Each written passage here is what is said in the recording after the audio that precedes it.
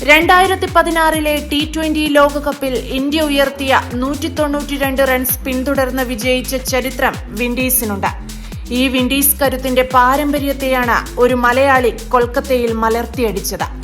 2026 T20 ലോകകപ്പിൽ വിൻഡീസിന്റെ കയ്യിൽ നിന്ന് ഇന്ത്യക്ക് സെമി ടിക്കറ്റ് വാങ്ങി നൽകി സഞ്ജു ഗ്രൗണ്ട് വിടുമ്പോൾ ഒരു ക്ലാസ് ഇന്നിംഗ്സാണ് പിറന്നത്.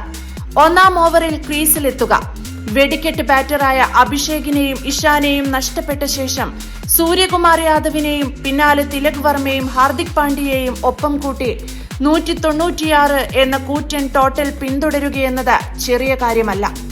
സഞ്ജുവിന്റെ ഒട്ടുമിക്ക ഇന്നിംഗ്സും അഭിഷേകിന്റെയും ഇഷാന്റെയും അല്ലെങ്കിൽ സൂര്യയുടെയും ഇന്നിംഗ്സിനിടെ മുങ്ങിപ്പോകാറുണ്ട്. അല്ലെങ്കിൽ അവർക്കൊപ്പം സ്ട്രൈക്ക് കൈമാറി നിൽക്കുക മാത്രമാകും.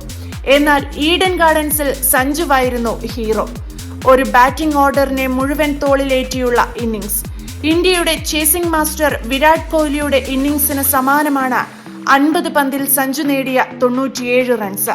ഈ ഇന്നിംഗ്സ് എന്തുകൊണ്ട് ക്ലാസ് ഇന്നിംഗ്സ് ആകുന്നുവെന്ന ചോദ്യത്തിന് പലതുണ്ട് കാരണം. അനാവശ്യമായ ഒരു ഷോട്ടോ കൂറ്റനടികളോ ഒന്നും ഇവിടെ കാണാനായില്ല.